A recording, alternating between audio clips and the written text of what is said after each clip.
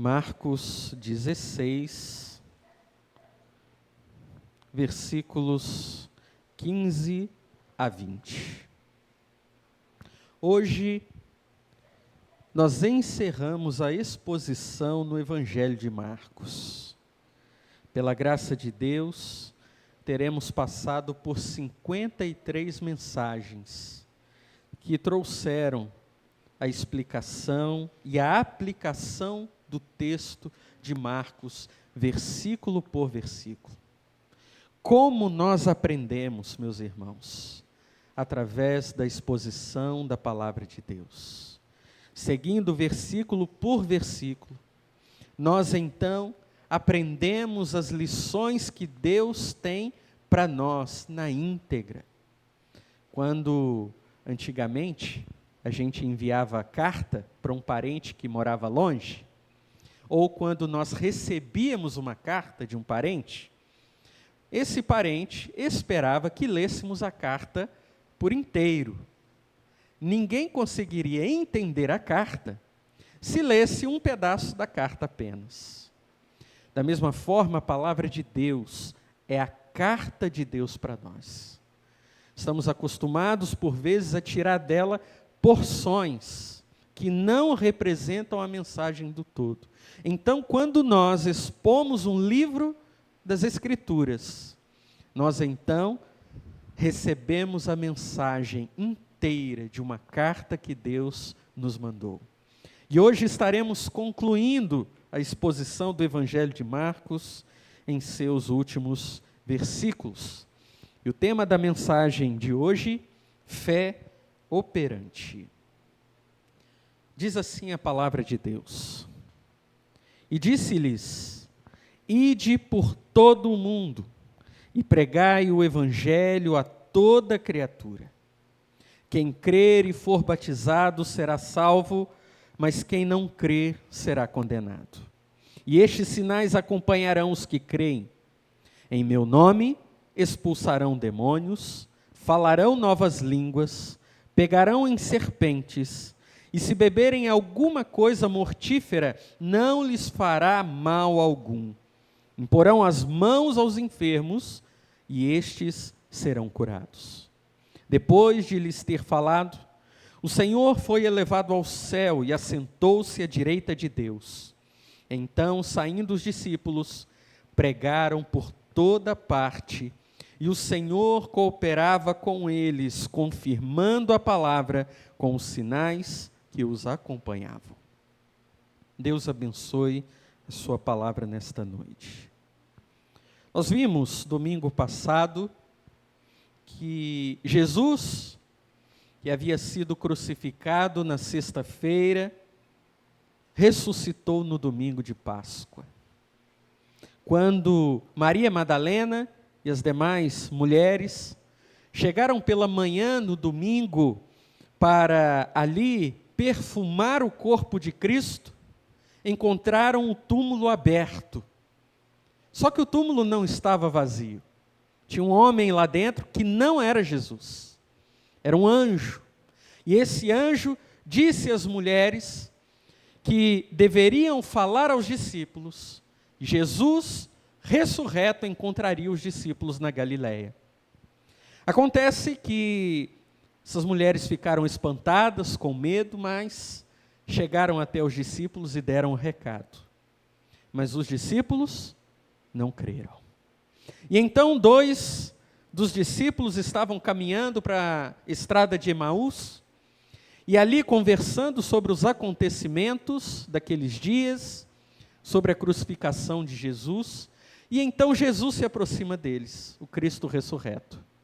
Eles não reconhecem Jesus, e Jesus começa a ensinar a palavra de Deus para eles, mostrando que o Antigo Testamento apontava profeticamente para tudo o que havia acontecido naqueles dias. E então esses discípulos têm os olhos abertos, retornam para Jerusalém, vão até os demais discípulos, os 11, e falam para eles: olha, nós vimos Jesus ressurreto. Mas eles ainda assim não creram. Até que o próprio Cristo surge no meio deles, os repreende por sua incredulidade, corrige a direção da fé deles. E agora, no texto em que lemos, Jesus dá a eles uma missão. Nós vimos no domingo passado que uma fé inabalável não é uma fé que não tenha dúvidas, que não tenha medos, preocupações, mas uma fé inabalável é uma fé depositada em Cristo que não se desvia de Cristo de forma alguma. Aqueles mesmos discípulos que haviam duvidado da ressurreição de Jesus, recebem do próprio Senhor a incumbência de fazer o quê? De ir e pregar a palavra. Quando nós olhamos então para esse texto, nós vamos observar que Jesus exige dos seus discípulos que eles tenham uma fé operante. Veja, Jesus não pede, Jesus exige. Os versos 15 e 16, nós observamos o primeiro ponto aí. Para uma fé operante, Jesus exige envolvimento. Vamos repetir? Para uma fé operante, Jesus exige envolvimento. Onde os discípulos estavam? Escondidos. Se Jesus havia sido crucificado, sendo ele o líder, se eles ficassem andando pela rua, dando bobeira, certamente seriam presos, poderiam ser mortos também. Então a melhor coisa era se esconder. Mas então o que Jesus diz a eles? Versículo 15. Ide por todo o mundo e pregai o evangelho a toda criatura.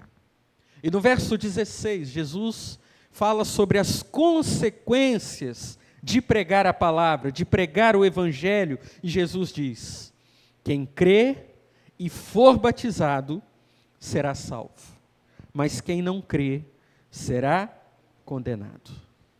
Nós encontramos aqui, meus irmãos, pelo menos duas ordens de Jesus, nos dois verbos encontrados no versículo 15. E a primeira ordem de Jesus é: ide. Isso parece tão simples, mas não é.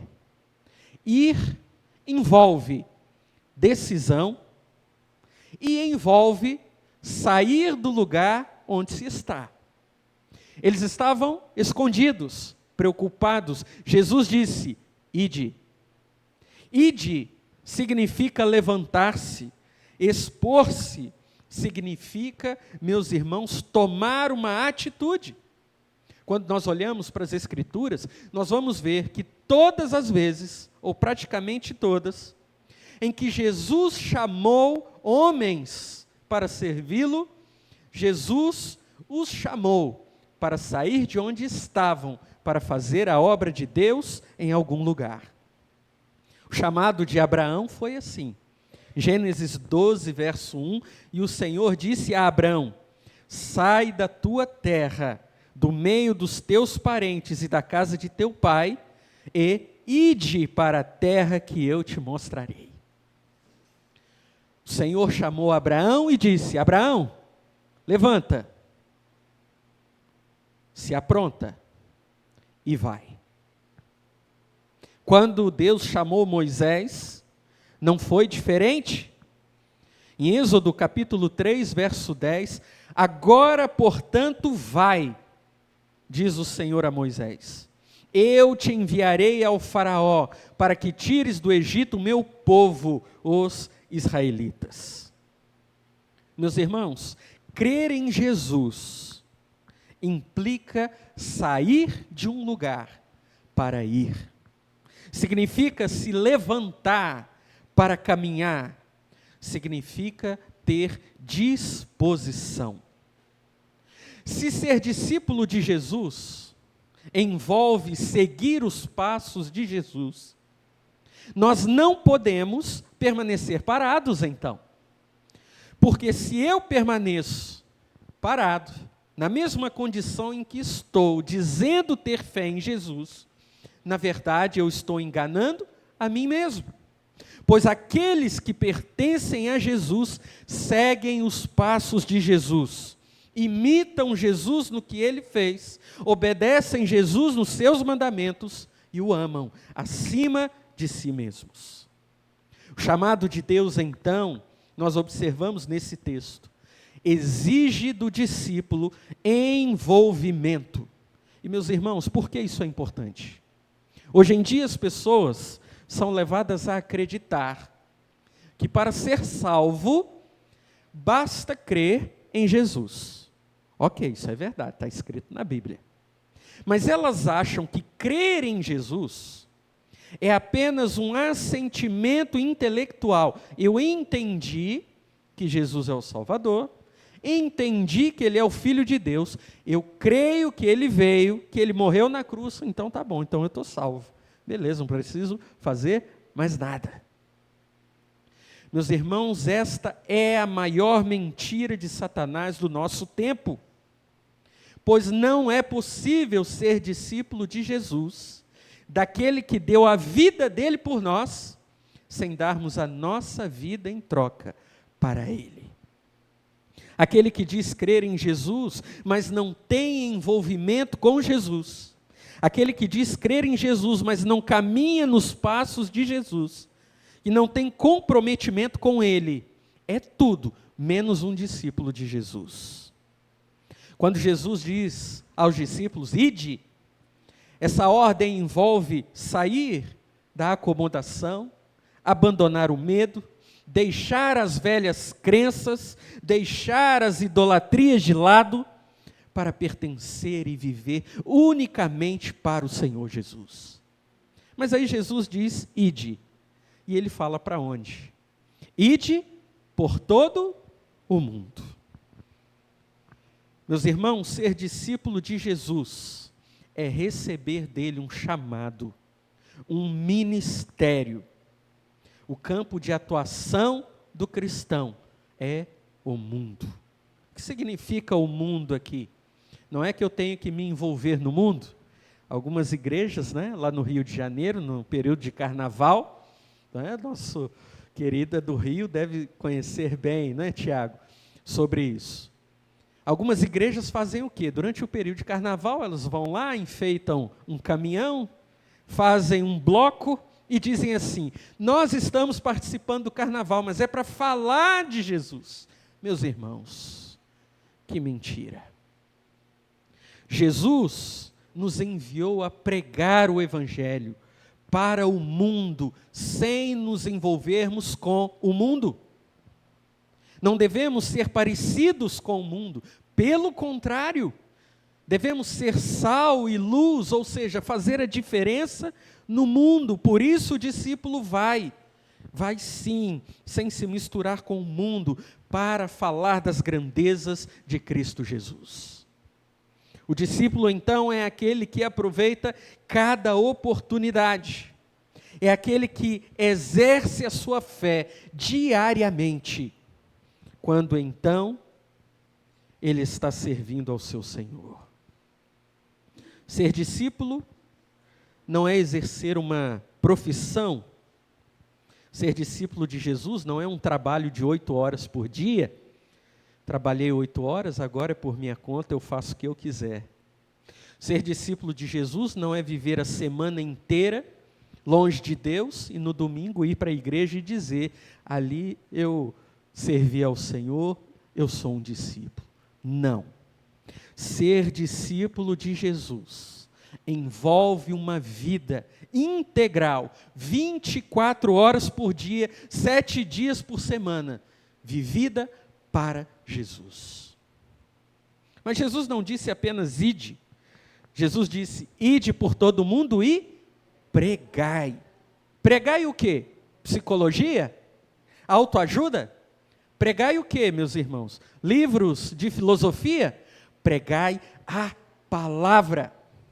O discípulo de Jesus, aquele que foi salvo, é aquele que deixou o lugar de acomodação, o lugar de medo, o lugar de tradicionalismo, de idolatria, para ir seguindo os passos de Jesus. E o que Jesus mais fez sobre essa terra, meus irmãos? Alguns acham que o que Jesus mais fez foi milagre. Jesus realmente fez muitos milagres. Mas o que Jesus mais fez foi pregar o evangelho do reino. O discípulo de Jesus, então, é aquele que fala do evangelho. É aquele que prega. E aqui a palavra pregar, aqui no grego, é a palavra querusso, que era usada para designar a mensagem de um arauto. O que é isso? Vou explicar. Ficou mais confuso do que tudo, né? Antigamente, nos tempos de Jesus, não existia internet, não é? Não tinha site de notícias, não tinha WhatsApp, hein? Nem correio, né? Quanto mais internet, né, Júnior? Pois é.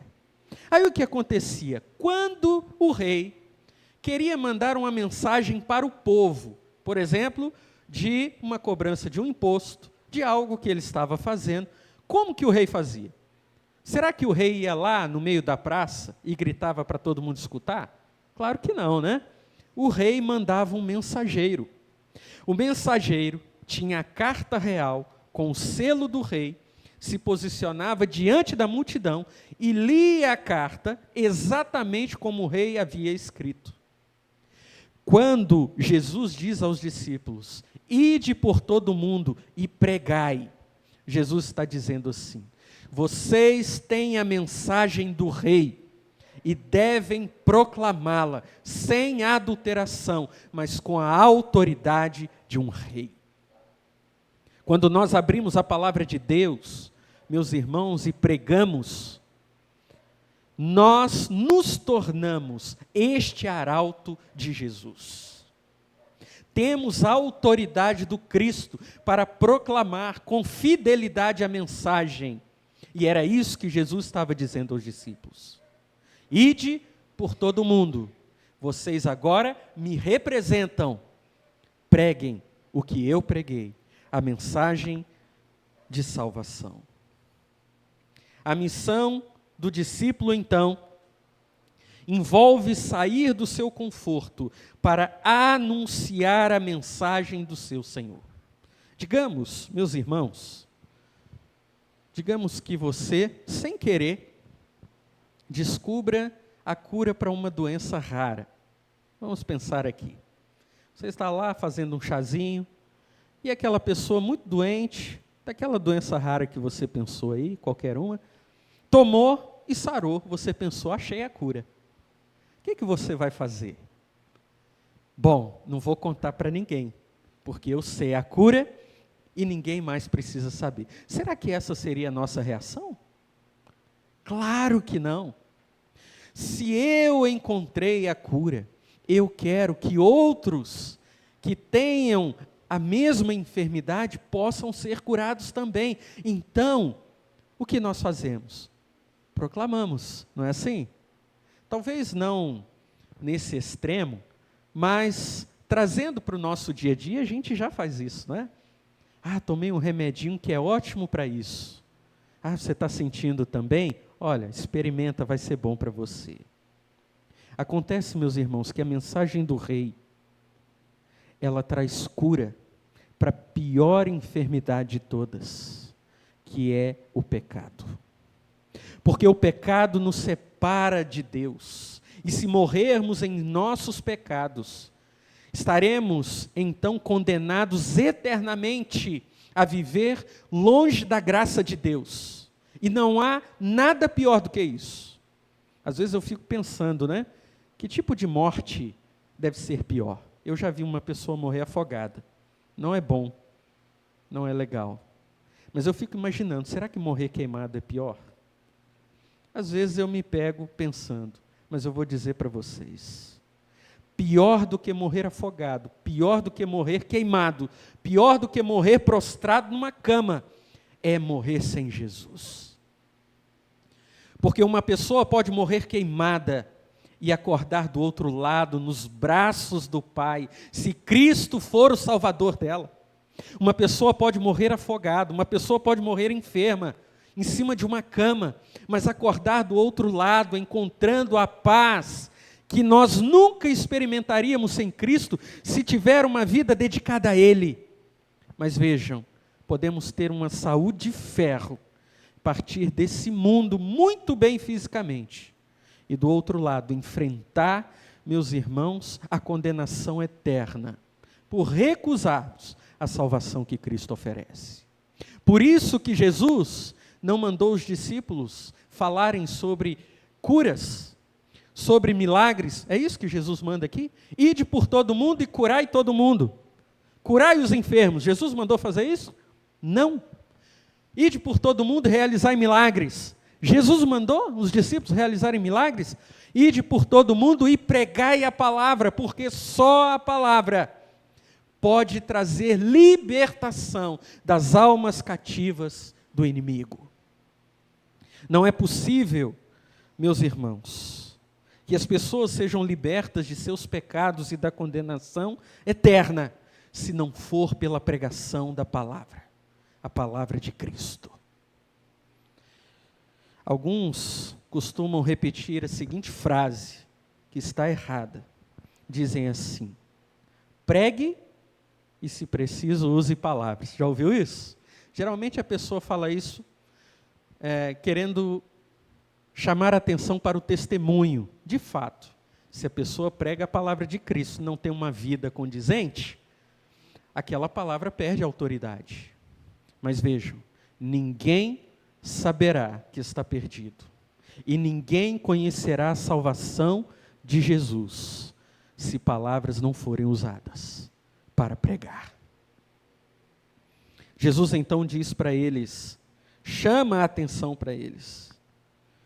Eles não poderiam ser tímidos no pregar. Às vezes, meus irmãos, a gente cai num erro, que é um pecado grave. Eu não prego, eu não falo da salvação de Jesus, porque eu tenho vergonha. Eu sou tímido. Eu não tenho coragem. Vai que eu falo de Jesus e a pessoa fica com raiva de mim. Meus irmãos, este é um pecado grave. 1 Coríntios capítulo 1, verso 21, Paulo disse assim: visto que na sabedoria de Deus, o mundo por sua própria sabedoria não o conheceu. Não conheceu quem? Deus. Foi do agrado de Deus salvar os que creem. Por meio de quê? Por meio da pregação. Como as pessoas crerão se nós não falarmos que há salvação em Jesus? Por isso, pregue.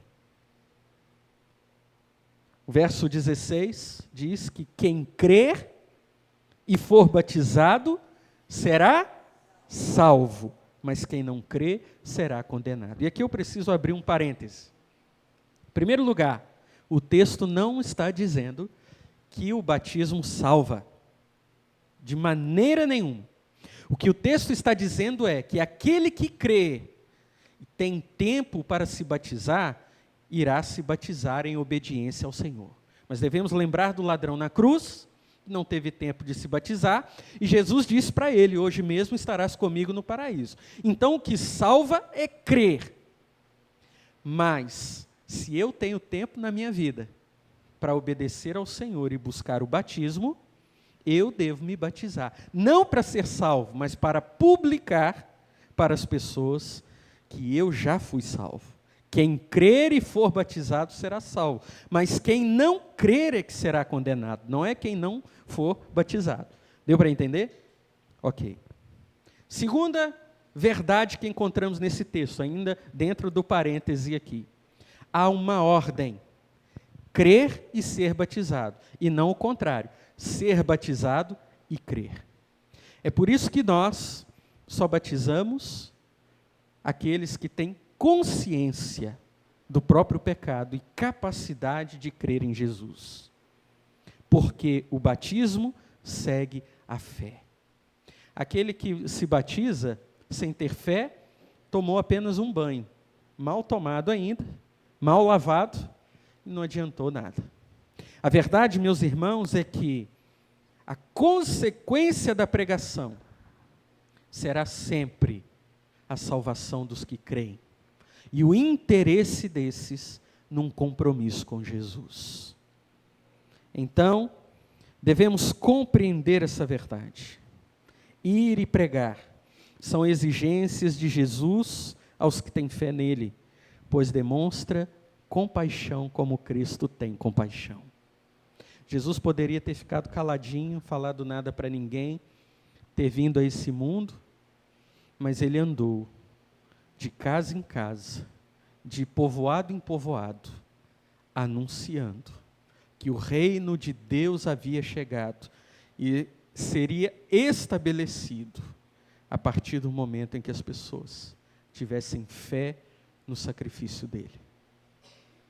Eu posso ser uma pessoa excelente, ajudar os pobres, fazer nada de errado, não matar, não roubar, ok. E ter uma surpresa terrível depois dessa vida me encontrando no inferno. Porque não é ser bonzinho que salva. Porque ninguém é bom, disse Jesus. Todos somos pecadores. Mas o que salva é o sacrifício de Jesus na cruz. Jesus disse, não é? João 14,6: eu sou o caminho, a verdade e a vida. E ele ainda completa dizendo: ninguém vai ao Pai, a não ser por mim, não tem outro. Ou se crê em Jesus, pertence a ele, ou estará condenado, mesmo sendo uma pessoa boa, sem pecados extravagantes. Segundo ponto, nos versos 17 a 18, nós encontramos uma outra verdade. Para uma fé operante, Jesus exige dependência. Vamos repetir? Para uma fé operante, Jesus exige dependência. O que isso significa? Eu não creio em Jesus porque eu sou bom, porque eu tenho muita fé, porque eu sou o cara. Eu creio em Jesus porque a graça dele me levou a crer nele. Eu não dependo de mim mesmo para ser salvo, pois se dependesse, certamente eu não seria. Pois a minha carne inclina para o pecado, deseja apenas aquilo que traz a ira de Deus.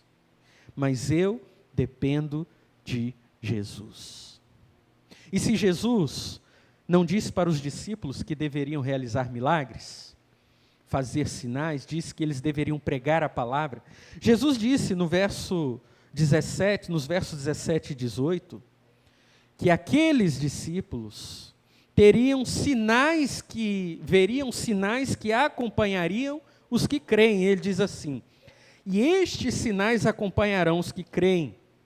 Em meu nome expulsarão demônios, falarão novas línguas, pegarão em serpentes, e se beberem alguma coisa mortífera, não lhes fará mal algum.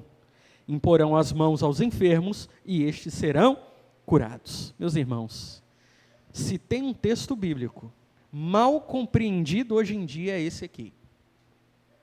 Jesus mandou os discípulos curarem enfermos? Mandou ou não? Não. Jesus mandou o quê? Prega a palavra. Jesus não mandou curar ninguém, mas Jesus disse o seguinte: quando vocês pregarem, sinais acontecerão, enfermos serão curados. Mas Jesus não mandou os discípulos curarem ninguém. Jesus não mandou os discípulos enfiarem a mão num saco cheio de cobra, para mostrar para as pessoas que, se eram discípulos, a cobra não ia fazer mal a eles. Jesus não mandou fazer isso. Mas Jesus disse: quando vocês forem para pregar a palavra, não tenham medo da enfermidade, não tenham medo de pregar aos estrangeiros, não tenham medo dos perigos, porque eu estarei com vocês. É isso que esse texto traz para nós. Os eventos sobrenaturais, os sinais atestariam a companhia de Cristo com a mensagem, seriam sinais de autenticação. Sinais, meus irmãos, que permaneceram evidentes apenas no período apostólico. E a Bíblia afirma isso. 2 Coríntios, capítulo 12, verso 12. De fato, veja o que Paulo diz: as características de um apóstolo foram manifestas entre vós com grande perseverança por meio de sinais. Prestem atenção. Por que os apóstolos? Por que no período apostólico os sinais eram necessários? E aqui, fechei aquele parênteses, estou abrindo outro. Será que hoje Deus não faz milagre? Claro que faz. Nós podemos orar pela cura de alguém, Deus pode curar. Pode ou não pode? Não é? Já testemunhei aqui de uma irmã conhecida nossa, né, Janaína? Que teve câncer no seio. E a igreja orou por ela. E ano passado, ou retrasado aí, fez 100 anos. Foi curado ou não foi? Foi. Deus curou. Mas vejam, período apostólico, os sinais, eles apontavam para o rei. Lembra que pregar é querusso, é o arauto que leva a mensagem do rei. O arauto, quando ia levar a mensagem do rei para o povo, ele ia vestido nas cores do reino e ele levava a bandeira que o identificava. Eu estou trazendo a mensagem desse rei, desse reino. Os apóstolos realizavam sinais mostrando que eles eram seguidores de Cristo, que havia realizado sinais. Como diferenciar nos dias dos apóstolos os que pregavam a verdade da mentira? Os que se pareciam com Cristo, esses eram mensageiros de Cristo. Por isso os sinais os acompanhavam. A partir do momento em que a igreja se estabeleceu, que a palavra de Deus se completou, sinais não se fizeram mais necessários. Veja que falar em línguas não tem nada a ver com o que vemos hoje por aí, porque eram idiomas. Deus capacitou homens que não conheciam línguas estrangeiras, a que pudessem pregar na língua dos estrangeiros para a salvação dos estrangeiros. Imagine que Deus te manda lá para a China, você nunca estudou chinês, não entende nada daqueles risquinhos lá, de repente você chega na China e está falando chinês, e pregando o evangelho de Jesus e proclamando a salvação em Jesus em chinês, sem nunca ter estudado chinês. Isso era o dom de línguas. Jesus nos mostra nesse texto, meus irmãos, que os sinais apontam para uma dependência de Deus. Veja que o primeiro sinal é: vocês expulsarão demônios. Isso não quer dizer que todo culto na igreja a gente tem que chamar os endemoniados e fazê-los cair no chão rolando. Não tem nada a ver com isso. O que Jesus está dizendo é: os demônios não têm autoridade sobre vocês mais. Porque, meus irmãos, se todos nós estamos condenados por conta dos nossos pecados e somos escravos de Satanás, quando cremos em Jesus, há libertação. O demônio é expulso? Sim ou não? Sim. Se a casa estava vazia e em trevas, ocupada por demônios, Cristo vem, raiou a luz. E quando você acende a lâmpada, a escuridão permanece? De forma nenhuma. Os discípulos deveriam pregar sem temer a ação de demônios. Deveriam pregar para estrangeiros, sem temer se falariam a língua deles. Eles deveriam pregar sem temer a perseguição e até mesmo sem temer as enfermidades. Porque uma fé operante não fica paralisada. Ela é dependente de Jesus. O milagre que acompanha os que creem hoje não é expulsar demônios, curar enfermos, ser picado por cobra e não acontecer nada, não. O milagre que acompanha os discípulos de Jesus hoje é uma vida transformada. E o que significa uma vida transformada?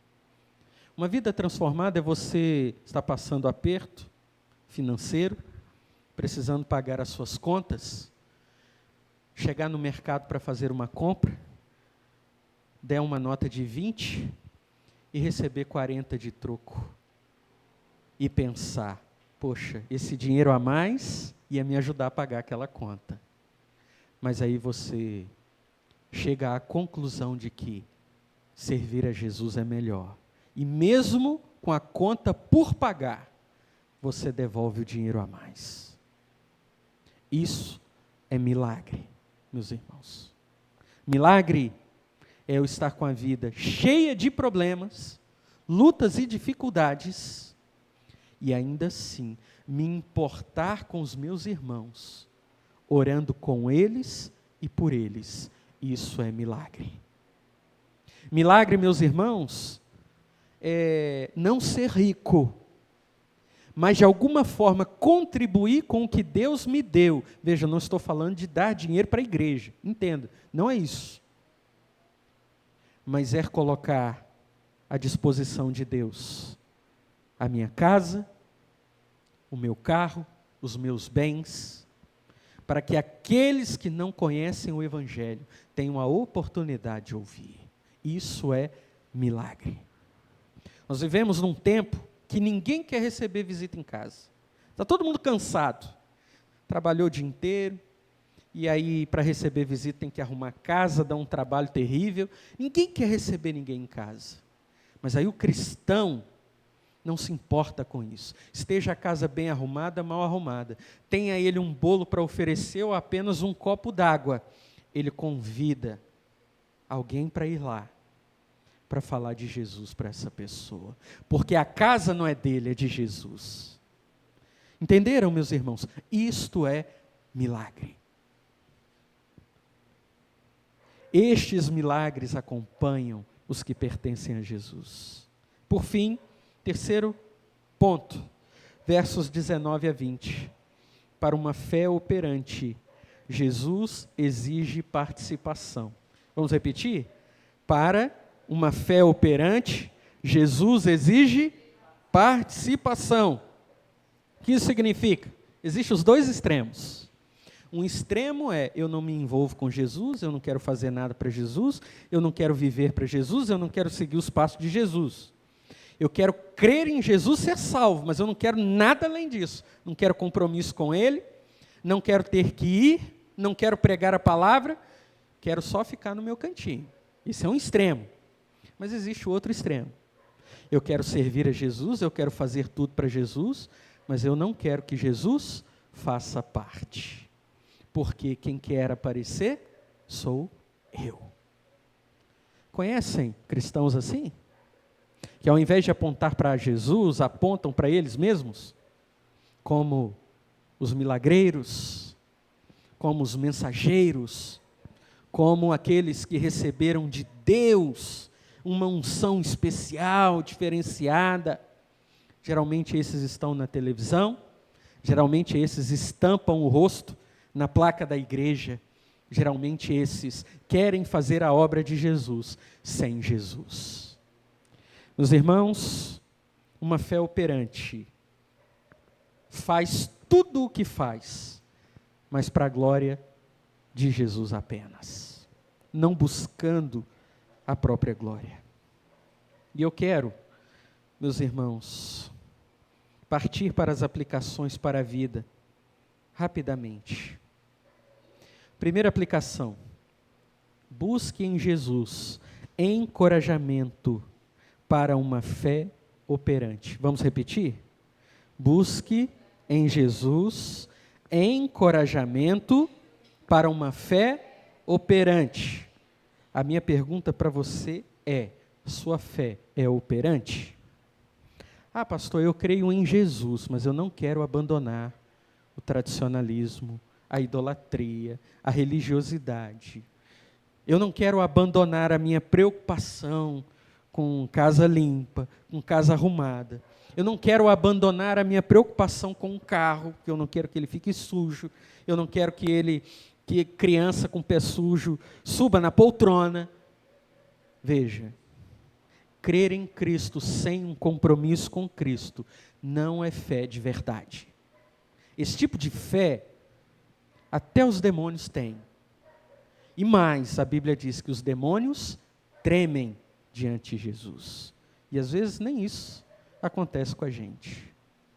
A fé que salva é uma fé que se compromete com Jesus, que abandona os próprios passos para seguir os passos de Jesus. E eu pergunto, a sua fé é operante? Não estou perguntando se você ajuda os pobres, se você é uma pessoa honesta. Estou perguntando se você tem comprometimento com Jesus, ou se tem alguma coisa que você se compromete mais do que com Jesus. Se eu não posso receber pessoas na minha casa para ouvirem de Jesus, eu me comprometi mais com a minha casa do que com Jesus. Se eu não posso levar pessoas, criança com pé sujo, no meu carro, para conhecerem Jesus, veja, eu me comprometi mais com o carro do que com Jesus. Se eu não posso deixar a minha religião para seguir Jesus, me comprometi mais com a religião do que com Jesus. Entenderam, meus irmãos? Não há salvo que não tenha deixado alguma coisa para trás. Por Jesus. Busque em Jesus encorajamento para uma fé operante. Número 2, assuma a responsabilidade de desenvolver uma fé operante. Paulo escreveu o seguinte, 1 Coríntios 15, 58. Portanto, meus amados irmãos, sede firmes e constantes, sempre atuantes na obra do Senhor, sabendo que nele o vosso trabalho não é inútil. O cristão pode ficar mais pobre por ser cristão, sabia? Porque ao invés de juntar para ele mesmo, ele partilha, ele distribui, e aí ele não fica rico, mas a obra dele não é em vão no Senhor. Aquele que tem Cristo como suprema preciosidade, não verá inutilidade em tudo que fizer para ele. Para o discípulo, então, ir por todo o mundo, pregar a palavra, é para ele uma missão, que ele cumpre com o coração grato. Lembra? Jesus contou várias parábolas.